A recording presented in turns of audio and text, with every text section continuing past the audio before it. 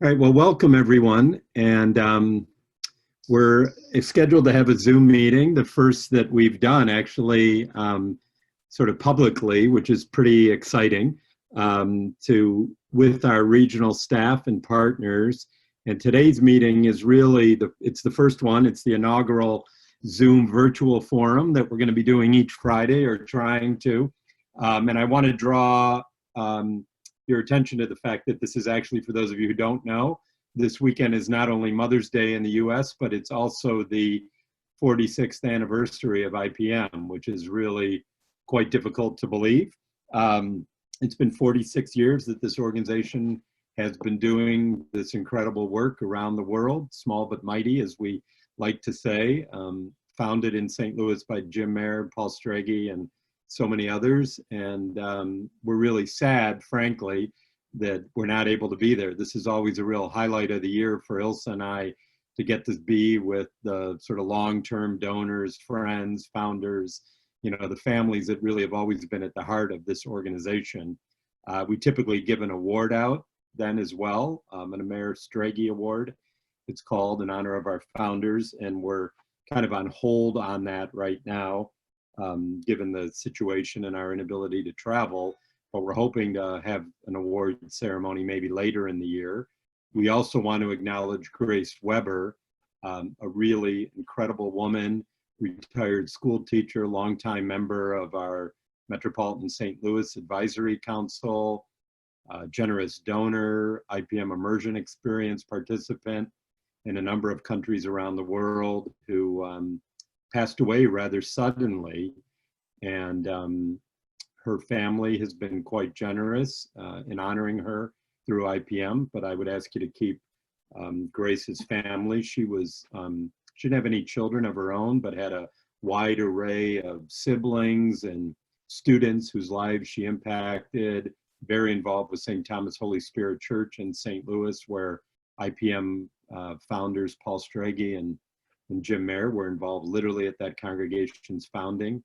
And just a remarkable woman. So if you'd keep Grace in your thoughts and prayers, we would deeply appreciate it. The disadvantage of trying to do this on Zoom and Facebook at the same time is that I'm not savvy enough to be able to sort of film on and check my Facebook at the same time, as long as it's on as long as tripod. Waiting to see whether or not Adela got her connection up and running. She just had texted me at about, or WhatsApp me at about 11:40, saying she was still having problem. The power was out yesterday in El Salvador, in her neighborhood. And so that's been a last minute challenge for her. But I'm thrilled to see that Mahesh is on. Than me. Hank and I were just talking about that and what's happening in India. So maybe Mahesh, if you don't mind, if you could unmute yourself and pitch hit for a little bit, and I'll try to see if I can figure out what's going on with Adela. I do want to remind you that we're going to try to do this every Friday. We have a schedule for the next 2 months, and we'll rotate between presentations from sort of core IPM staff and board members and others in the US, and some of our international partners and friends who will be presenting on the current crisis and the situations in which they live. And I think, like a lot of things that are happening right now, this may be something that we continue to do long after the pandemic is over, if it ever is, because I think people are really finding that being connected this way and being able to look one another in the eye, and particularly to be right, if you will, in the field in a place like El Salvador or India without having to travel there, is really beneficial for all of us, whether we are able to travel or not. So I see that Mahesh has unmuted himself, so I'll turn this over to him last minute, and I will check on Adela and be right back with you. Hey, Joe, can I ask something real quick?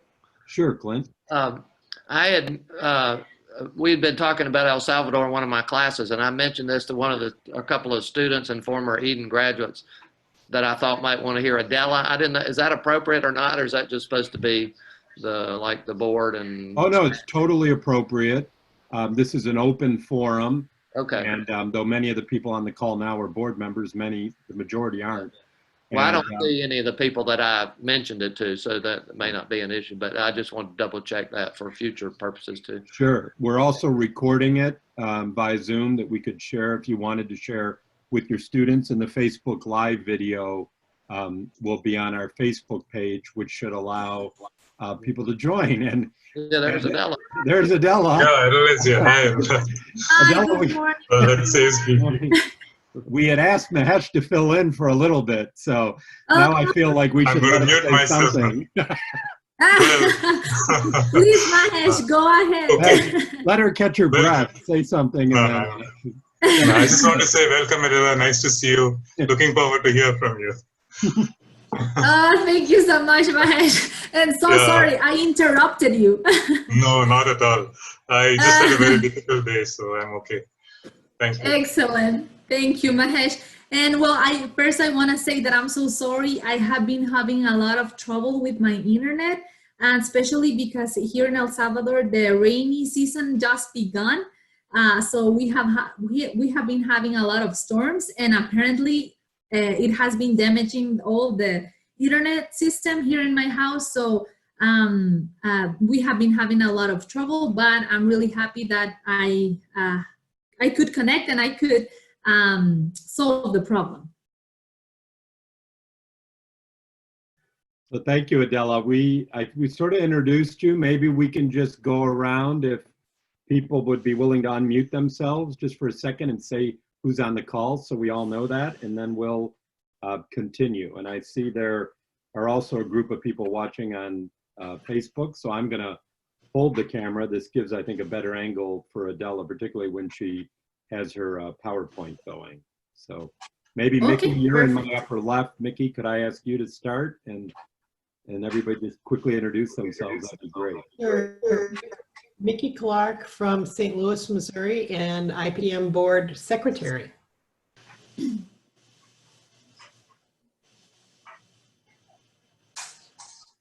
Hi, I'm Joy Roller from Cleveland Heights, Ohio. Went to Kenya with IPM and a fan of the organization. Thank you so much. And nice to meet you. Nice to meet you. Hank Dole. I've been to India and Salvador on some of these immersion trips and have been involved with IPM since Joe moved to Cleveland. Welcome, Henry, and thank you, Hank. Very nice to meet you. I'm Jim Kampafner, current interim IPM board chair. Been on the board for almost 10 years now. Well, maybe 11, 11 years now. Hey, Jim. Hey everybody, I'm Margie Hojira Hadsel. I'm not showing you my hair today. It's pretty bad. But I'm an IPM board member as well, and it's lovely to see you all. And I'm glad that you can't see me. Hi, Margie. We're Hey, sad hi. that we cannot see you.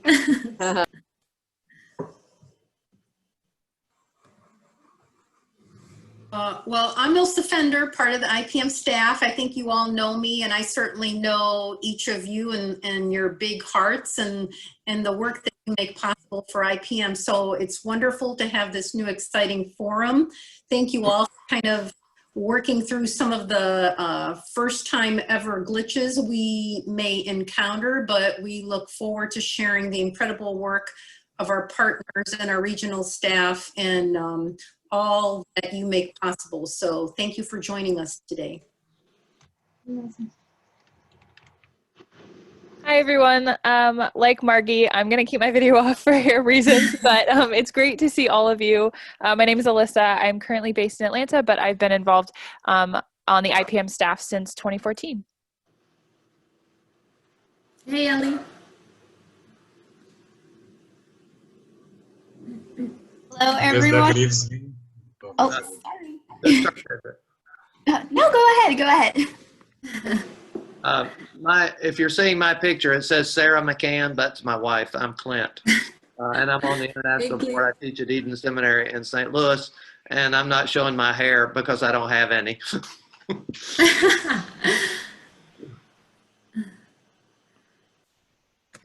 Hello, everyone. This is Victoria Jimenez. I know right now it says Eneida Ramos, and she's my colleague who's right here next to me or in her computer. And due to internet reasons, just like Adela was saying, we won't be able to have video today, but we're very happy to see each and every one of you today.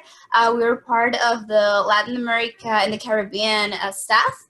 I'm in charge of the immersion experience here, and I'll let my colleague introduce herself. Hello, everyone. My name is Eneida Ramos, and I work for the LAC regional office. I'm the regional associate for Latin America and the Caribbean. Nice to meet you. Thank you, girls, and welcome.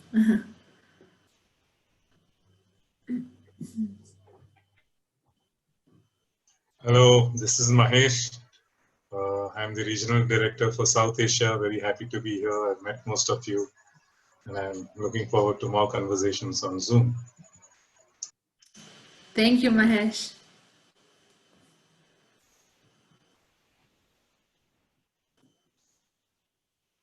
Joe, you're muted. Joe, you're muted, yeah. I think from what I can see that we've gone around everyone.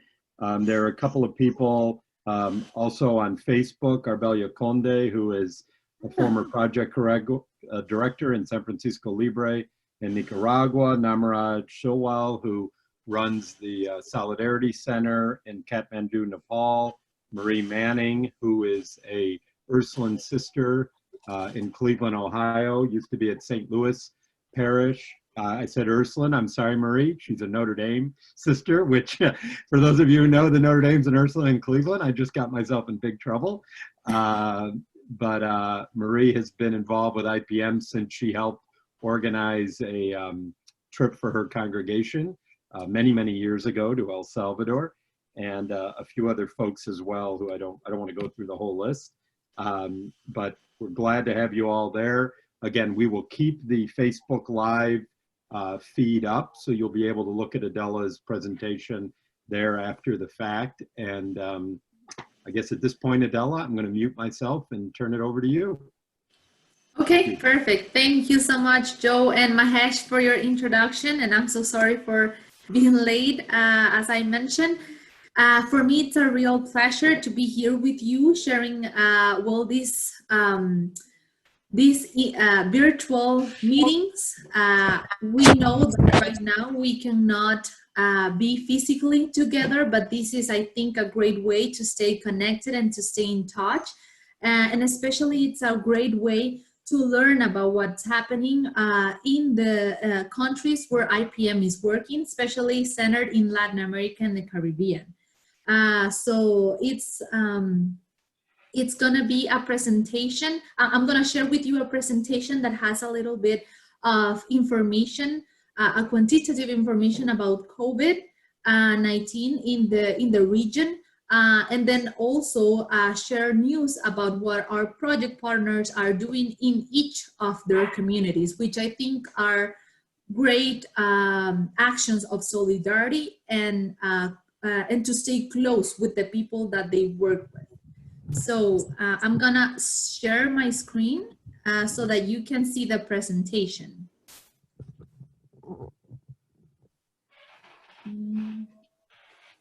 And let me know if you can see the screen that I'm sharing. Yes. Okay, perfect. Okay, so the name of this presentation is the IPM Project Partnership in COVID times. And we're also going to talk about a little bit how IPM has been responding to all the needs that this disease and other situations have been creating in our different countries in Latin America. Okay, so first I want to start by sharing with you some facts about COVID in Latin America. So here they are. The coronavirus landed in Latin America on February 26 when Brazil confirmed a case in Sao Paulo. And since then, it has been spreading throughout the region. Right now, so far, we have more than 271,000 active cases in all the region.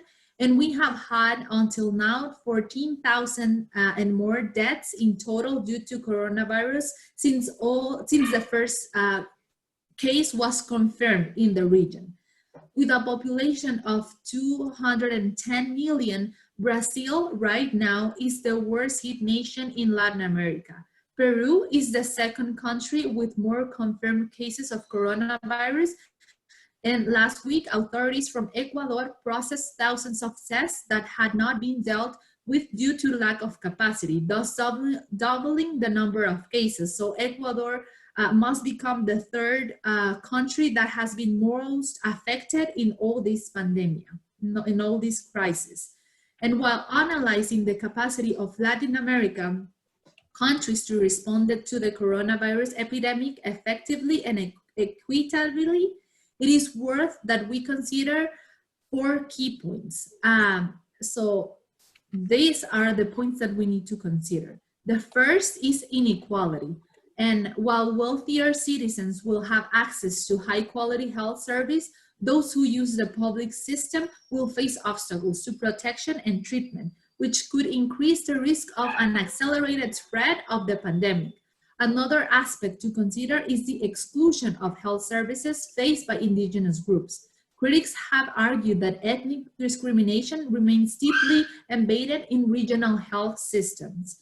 An additional concern is the urban bias of most hospital services. For example, in El Salvador, 90% of the public hospitals, which are not that many either, and health centers are located in urban areas.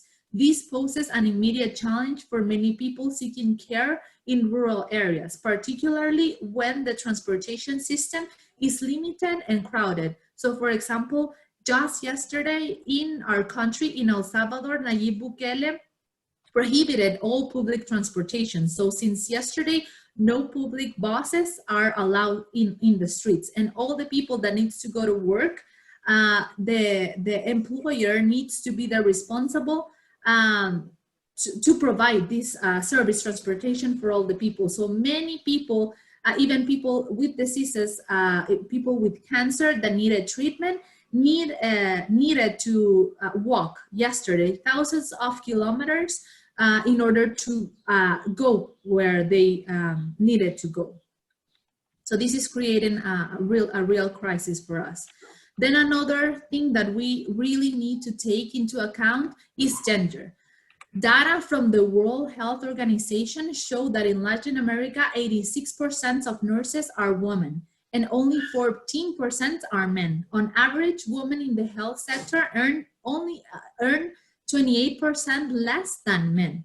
On the other hand, a pressing concern is the impact of the coronavirus on unpaid care work, such as the care of children and the elderly, frequently assigned to women, especially in cases where the schools and daycare centers are closed due to social isolation. This creates challenges for families and can be a source of tension for health workers who are also under extreme pressure working in challenging and stressful situations. Also, domestic violence since the lockdown began has increased. For example, in El Salvador, there have been 15 feminicides just until yesterday and 14 deaths of COVID-19. So machismo is winning this battle. The other component that we need to take into account is the austerity measurements. Recent austerity policies implemented in several countries in the region, such as Argentina, Brazil, Nicaragua, and Ecuador, have undermined the response capacity of public health systems, already affected by other diseases such as tuberculosis and dengue. These policies have also had a negative impact on the social protection mechanisms that reach the most vulnerable. In Ecuador, for example, an IMF loan includes reduction in public employment and wages, which resulted in the dismissal of 2,500 health workers. Austerity measurements jeopardize universal health coverage, weakening vital public health systems. And the last element that I would like to talk about is the cost of life. And this has been changing in many countries. Just because of the coronavirus, many countries have been asking for loans to different governments or to different international banks.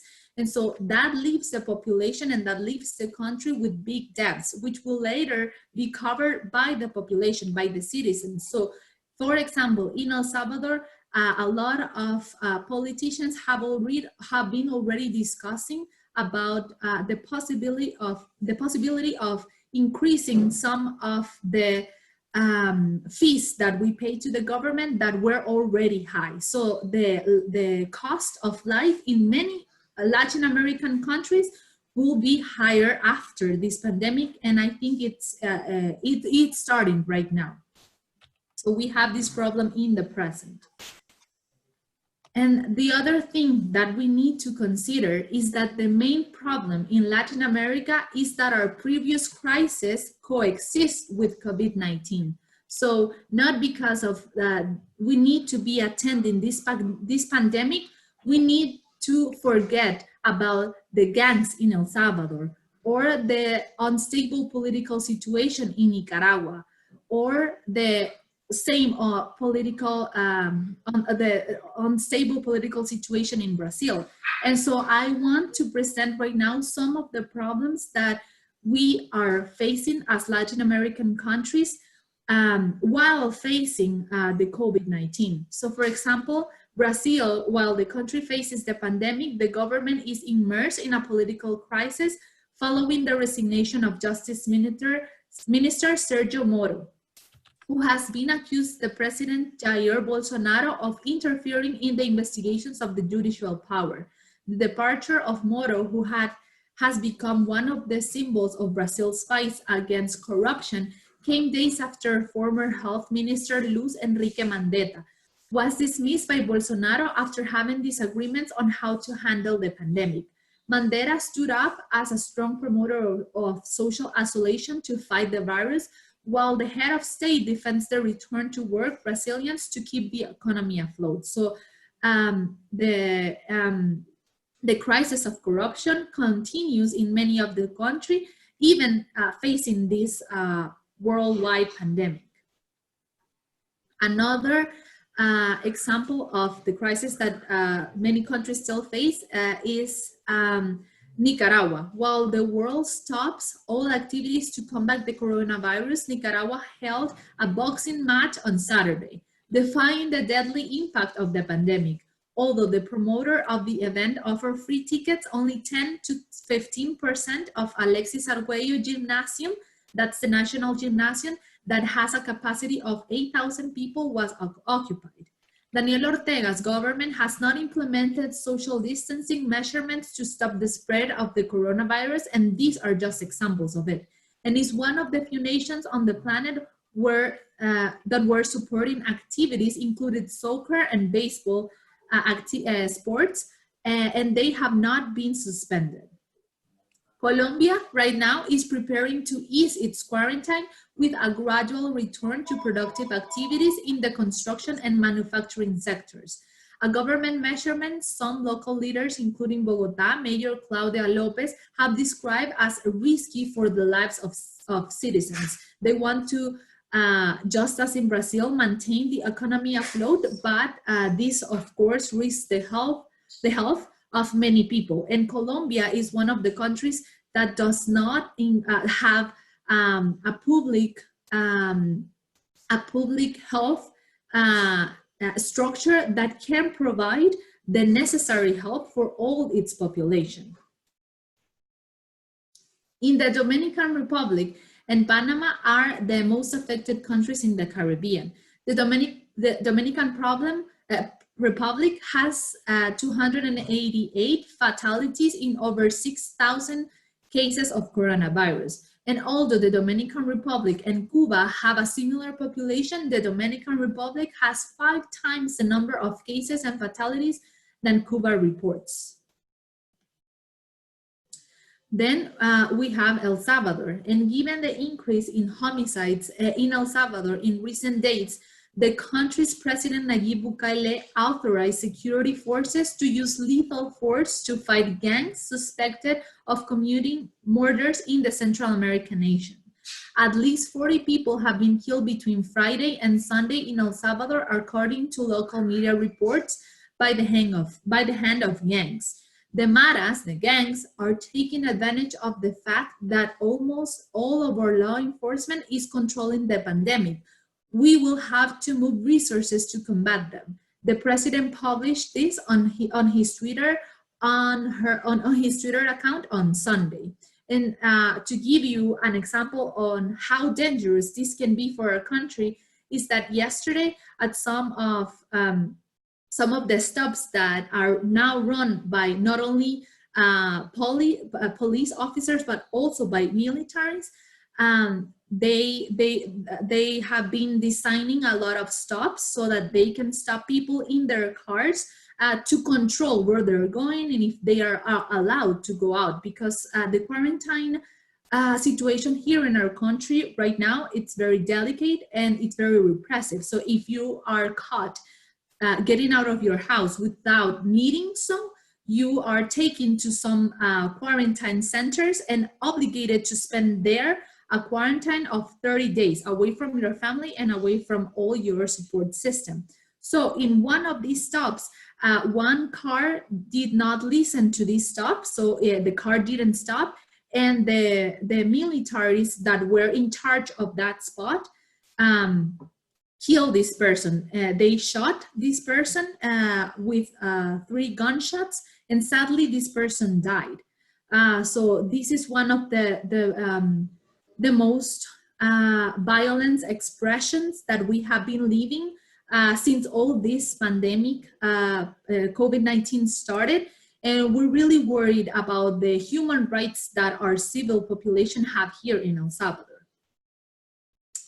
Nonetheless, I don't only want to share some of the crises and the problems that we have all around the region, but I also want to share some actions that our project partners are doing. And I think this quote shows or expresses what our project partners are doing, not only for their communities, but for other communities as well. This is a video from Patronato Lidia Coyola, which I'm gonna talk more in detail just after this, this slide. This is a kid learning the alphabet.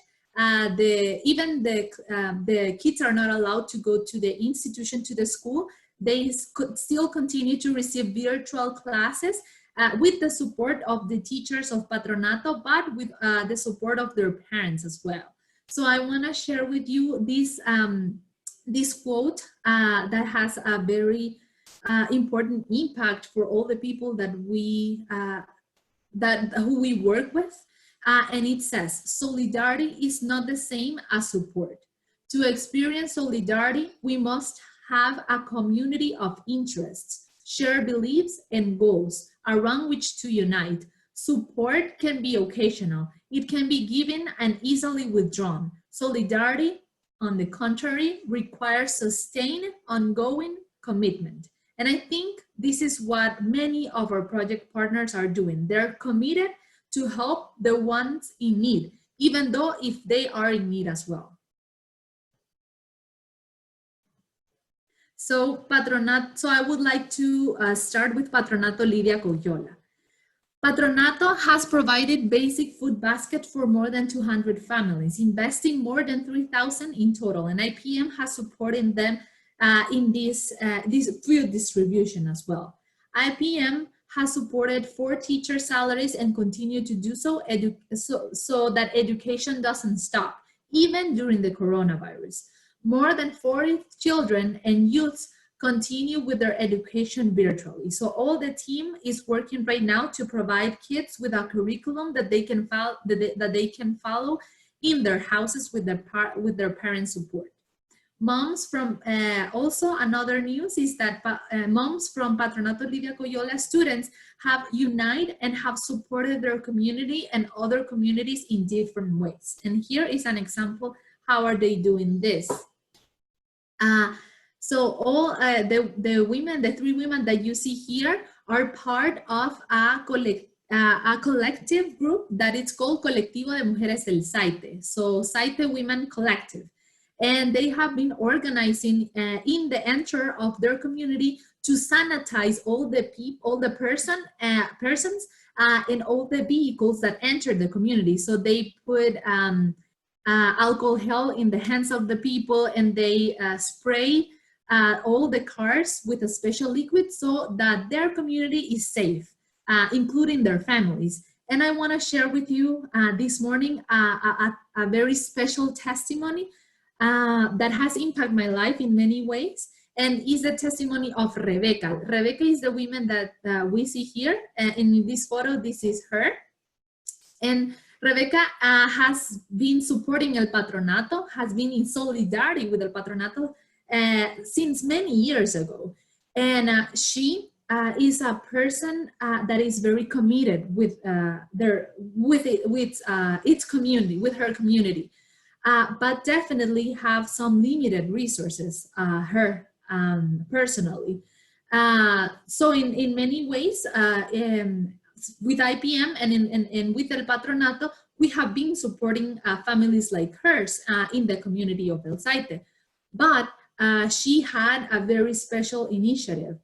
She wanted it to contribute to a donation that we were organizing with IPM to take to another community in Zacatecoluca that is called Ives. I will share more information about that later. And so she told me that she was really interested on giving.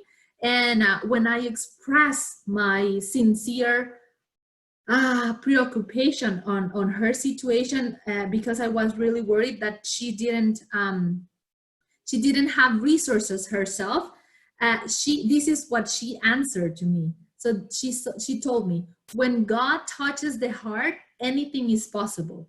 God blesses you more when you give, and the cheerful giver can also give, even from her and his poverty. So that really moved my world, and it's just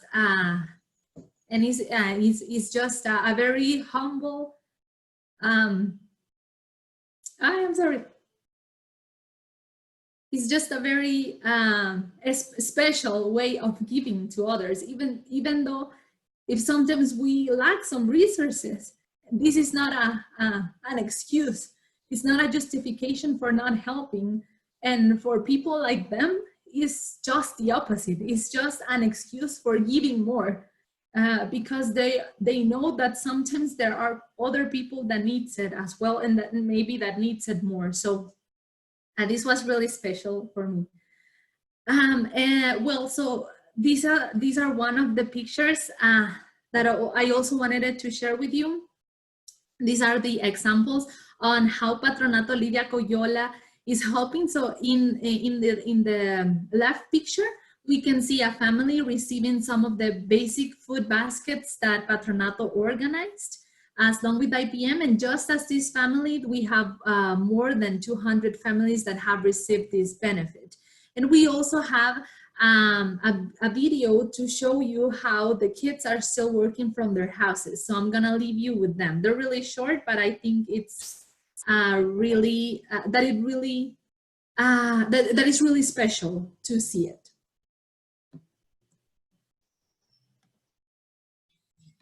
So she's learning the alphabet in this first video.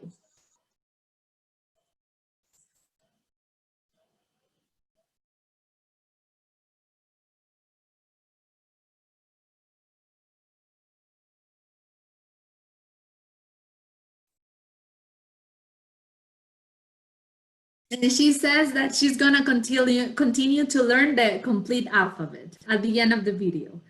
And then we also have an example of how the culture looks like in-house, the cultural education in-house.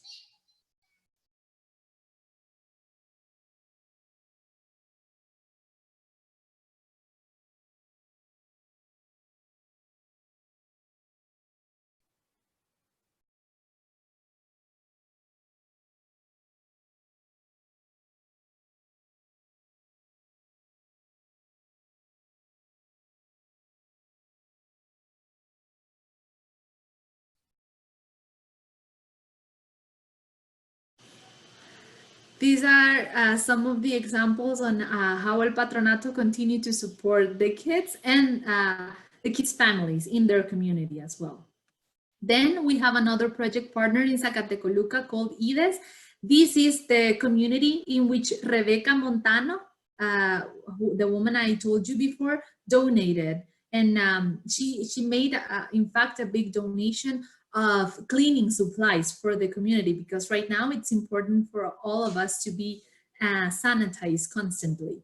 So together, IPM and IDES collected food provisions for more than 50 families in 3 different communities in Zacatecolucas. And we still are working in some ways to provide more foods, because Zacatecoluca works, because IDES, which means social and economic development intercommunity, works with 16 different communities. So we know that this help is not enough, and we're trying to provide more support for them. They have organized also to sanitize every vehicle and person that enters the area to avoid contagion, just as the women in Zaragoza have. They keep visiting communities in need and advocate for their causes with the local government. And they have had the support of the mayor's office to distribute the food, because as you may imagine, they have no transportation, and the communities stay very very long to one another. So they have been receiving some support of the mayor's office to provide transportation, to take good care of the donations, and to take them into each community. So these are some of the pictures that shows the direct impact that the IDES project partner have been doing in their community. And also they have established a table, the photo that you see in the right.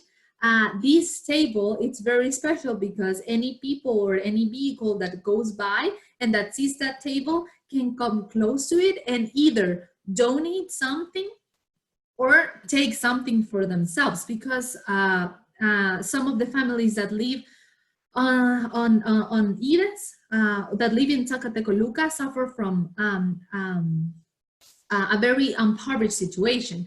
But it's very, it has had an impact in my life to hear the testimonies of these people, because Don Toño, who is one of the leaders of IDES, told me that many people, in fact, most people never take anything. They only give. So this is just another example on how we can all give despite our circumstances. So later, then we have Acomujerza. And Acomujerza and IPM has provided basic food baskets to all the members of the cooperative. And IPM will contribute with the purchase of 50 masks made by the women, because right now this is their only income, since they are not able to work in their establishment because of the quarantine. IPM has made a loan to the cooperative to support them through this COVID situation and with other previous payments that have, and they will of course have the chance to provide or to pay this loan whenever the situation allows them to. So these are some of the pictures that we can see here with the cooperative members receiving their basic food basket. We have here Maria Julia, one of the members of Acomujerza, and we have Julieta here, a former IPM staff and very close friend still. And Sonia as well, she is participating in 2 projects in Acomujerza and in Patronato Lidia Coyola as well, because her 2 children attends to Patronato Lidia Coyola. So it's very beautiful to see how all of our project partners connect to each other in many ways, even during this pandemic where we need to keep physical distance. We have also Nutravida, and Nutravida has partnered with Pueblo de Dios, a local CBC, to distribute food in the community for more than 50 families. Both Susie and Carmen, who are the two women that work in Nutravida, maintain their salary, even though they are not able to work in milk or food for the community. So this is a big help, because As you may imagine, not only in El Salvador, but other countries in Latin America, a lot of people have suffered from unemployment. And this is only increasing. So this is one of the pictures of the people receiving the Nutra Vida donation. We also have Acapamo, and IPM was able to make a donation to get 3 basic food baskets to each of the cooperative members. They are 4 in the cooperative. The IPM LAC staff maintain a constant communication with the cooperative participants to assess the support and accompany their work. And sometimes provide an accompaniment that is most emotional. So despite the quarantine, they continue to work in 2 of their projects, the grinder project and the water project. These 2 projects are the main income for them in the community, so they need to continue to work in these 2 projects. We also have Seprosi in Nicaragua, and IPM has provided a virtually self-care workshop provided by IPM LAC staff Victoria Jimenez and Eneida Ramos to the leaders of Seprosi to help with the psycho-emotional process during the COVID-19 situation. Despite quarantine, they continue to work in their projects and have been able to provide food provisions to the communities they work in. They have been recently nominated for a Akenoli Canada Award, Rural Creativity Award, and IPM is supporting them through this process. So this is a very refreshing news to receive from Seprosi. So these are one of the examples on how the people are organizing to distribute basic food baskets to many of the communities that they work with. We also have Mujer y Comunidad. IPM has provided a virtual self-care workshop to the leaders of Seprosi to help them with psycho-emotional process during the COVID-19 situation, just as with Seprosi in Nicaragua. Despite quarantine, they continue to work with women that suffer domestic violence. And this is a very important work and help, as you know, because of the fact that I mentioned at the beginning of the presentation. Although we need to say that they are struggling with some big donors withdrawing from the organization. So they're facing big economic crisis right now, but we're trying to support them however is possible for us during this situation. And I think something very beautiful about IPM is that we accompany many projects by not only donating funds, but also by donating our talents. And our colleagues, Vicky and Eneida, had made a very beautiful video about self-care that will definitely, or has definitely helped many of the leaders and members of these 2 projects. And we hope to continue support and to provide this type of support, mental health support to other project partners, because this crisis is affecting us not only economically, but also emotionally. So we have here pictures of Mujer y Comunidad receiving the workshop that Victoria and Eneida prepared for them. Then we also have El Cercado Community Projects. Our LAC staff, Eneida Ramos and Victoria Jimenez, visit the DR despite an immersion experience cancellation from Stonehill College. They decide to travel to support our project partners with food distribution, agricultural activities, medicine delivery, elderly support, and educational actions. So just to share with you a little bit more about this, we had an immersion experience program on March with the Stonehill College, but because of COVID-19, this immersion experience was canceled by the college. And still, Victoria and Eneida decided to travel because they feel really committed with Joanna. With Joanna, who is one of the leader of these projects, and with the people as well. And they knew the risks, not only in health that they were facing, and they still decided to go to the country. And in fact, they continue in the Dominican Republic from March till this day, because the airport in El Salvador, unfortunately, was closed just days before they returned. So right now, they have been spending their time in the Dominican Republic in Santo Domingo with Joanna's daughters, with Miriam and with Glory. So they have been very close to all the work that has been done in the Dominican Republic, in El Cercado especially. And in this case also, IPM provided a donation for our project partners in the DR.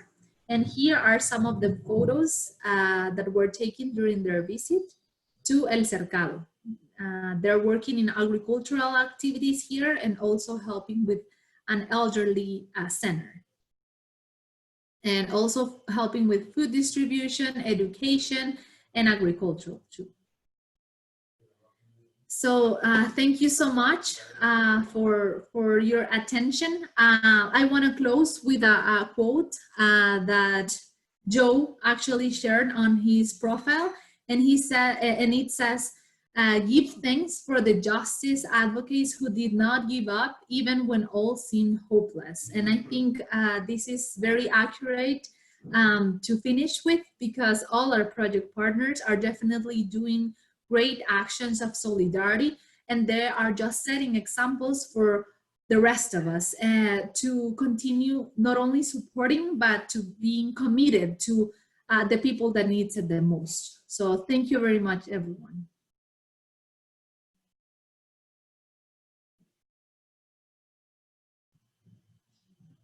Thank you, Adela, and I think we can continue now.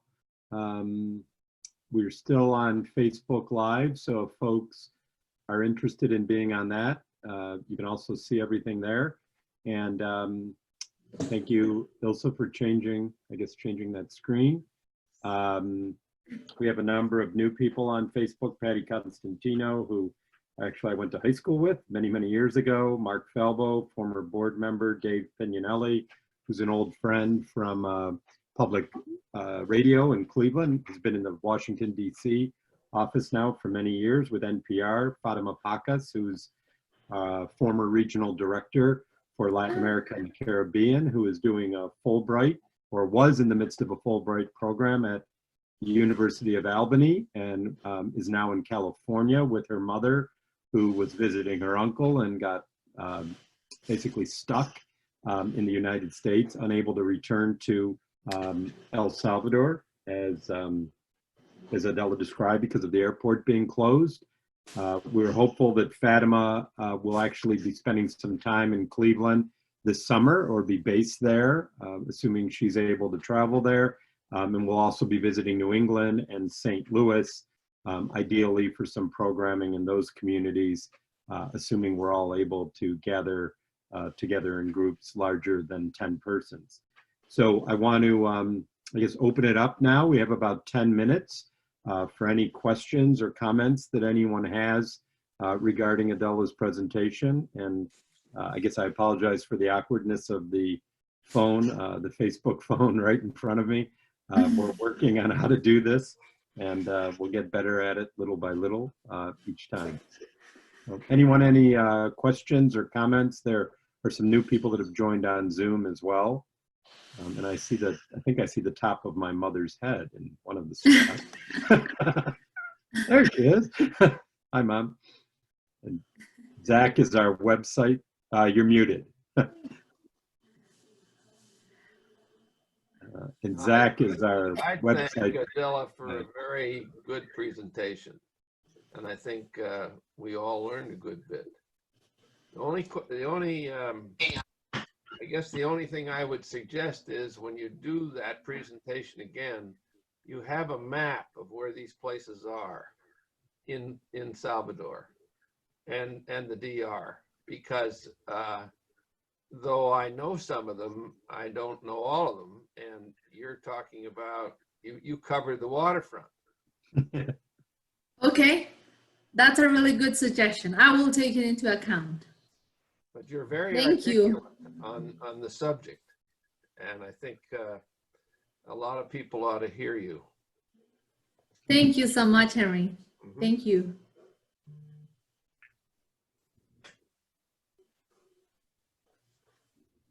Please remember, folks, if you want to say something, to unmute. Looks like a couple people have tried to talk, but we haven't been able to hear them with their service muted.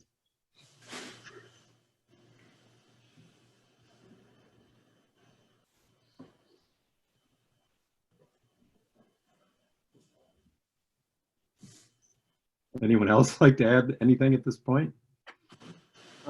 Yeah, if that's all right. Yeah, sure, Zach. Hey, everybody. Adela, Hi, Zach. thank you so much for presenting all that. It's the kind of perspective that I definitely need being up here in Maine.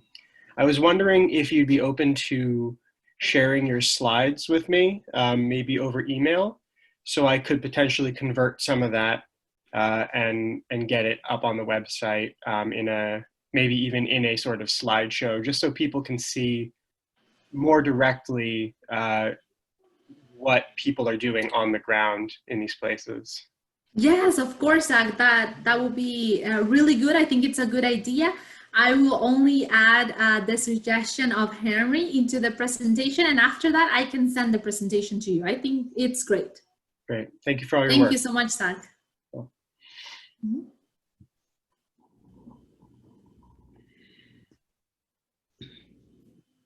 Adela, this is Joy Roller. I just want to thank you for an excellent presentation. And just Thank you, Joy. Wondering if any of your, if the efforts on the ground are coordinated at all with governmental efforts. That's a really good question. And many of them, just excluding IDES, who the project partner that I mentioned that has been receiving some support of the mayor's office, the rest of our project partners are not in coordination with the governmental help or support, because right now there is not any governmental support or very limited.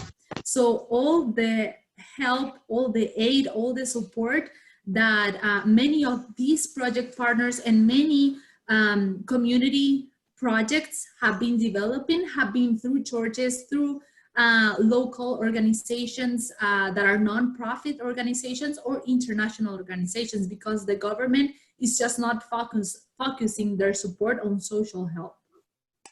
That's a shame. Okay, thank you. It is a shame. Yes, of course. Yeah.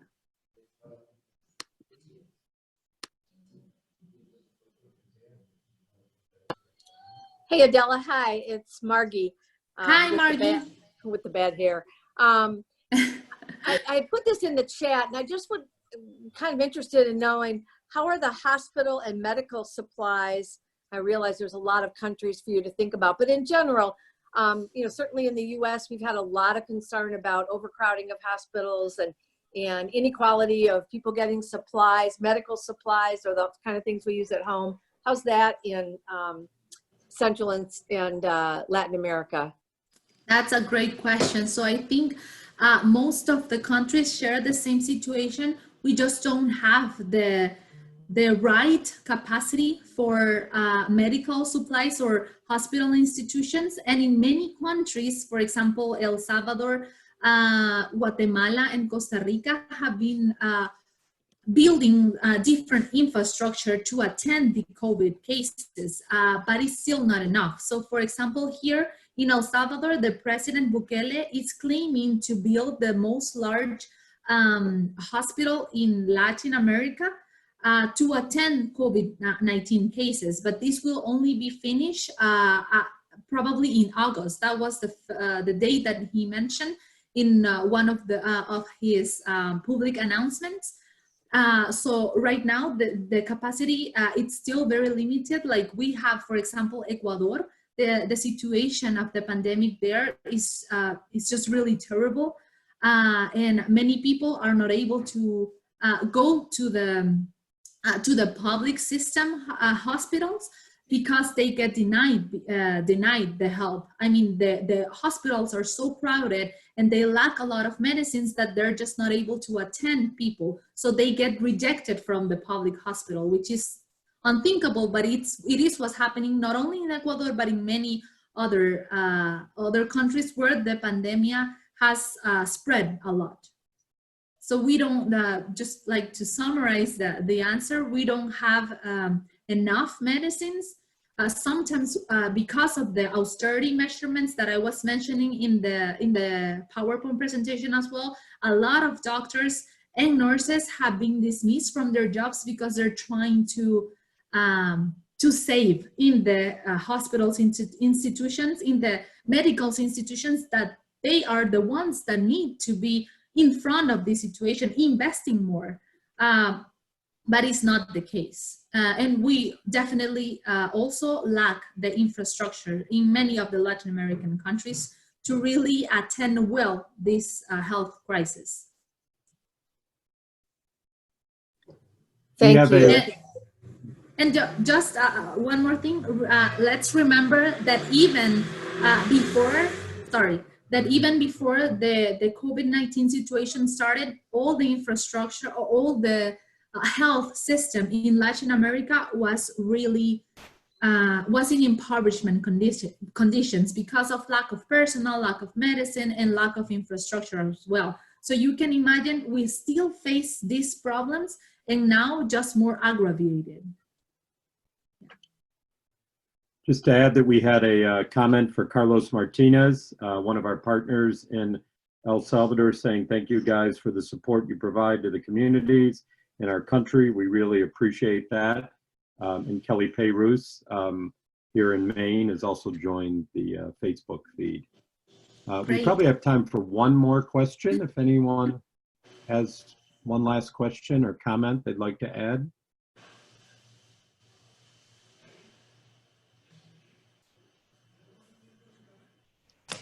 Joe, maybe I could just say, you know, how grateful I am to work with so many incredible people like Adela, Mahesh, Vicky, Ada, Sony, Hema, so many of the folks that you all know. I mean, it's inspiring, and I couldn't help but get emotional when Adela got emotional, because this is more than a job. You know, this is a life commitment of solidarity and really caring about our fellow brothers and sisters. And every day when I see the posts and the pictures and hear the information, I can't help but to be encouraged about the love that is being shared because of their support and because of each of you who continue to support IPM through your volunteering, through your generous financial contributions. We could never, ever express our gratitude. So thank you for being the hope and the light and the love that we need in this world.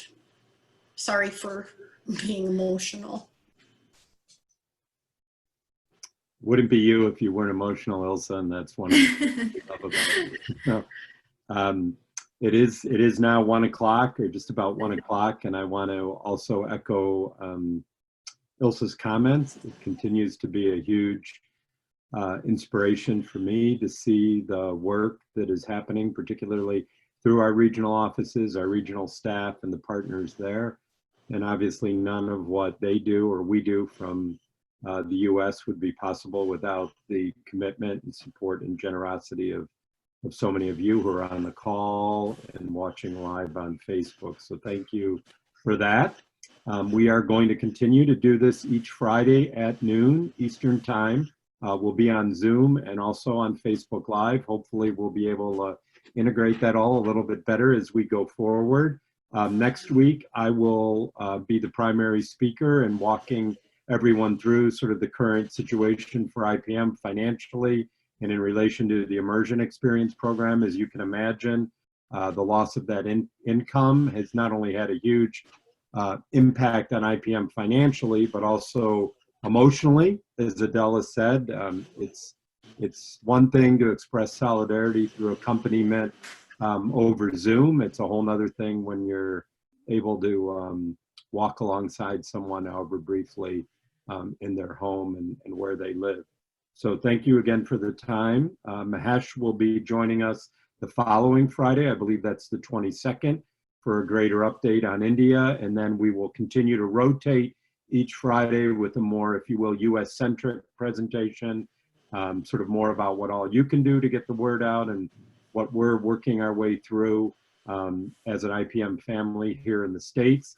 and then presentations from other international staff, project partners, and friends.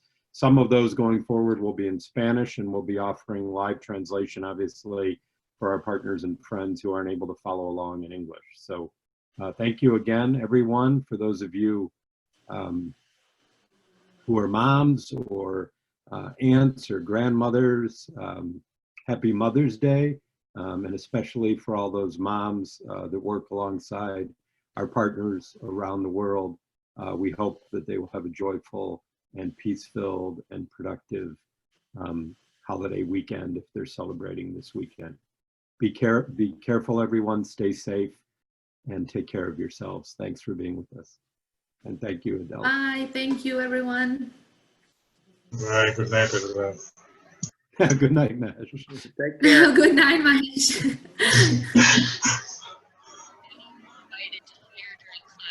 Nice to see you, Kathy.